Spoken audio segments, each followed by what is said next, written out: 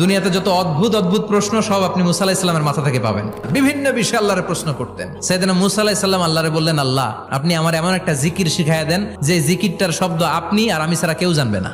দিনে রাতে সব সময় এই জিকির আমি করব, আপনারে ডাকবো, কিন্তু শর্ত হলো এই জিকিরটা জানবে শুধু আপনি আর জানবো শুধু আমি। আল্লাহ বললেন, মুসা পড়ো লা ইলাহা ইল্লাল্লাহ। মুসা আলাইহিস সালাম কয়, মাবুদ এটা তো জাতীয় জিকির, সবাই জানে।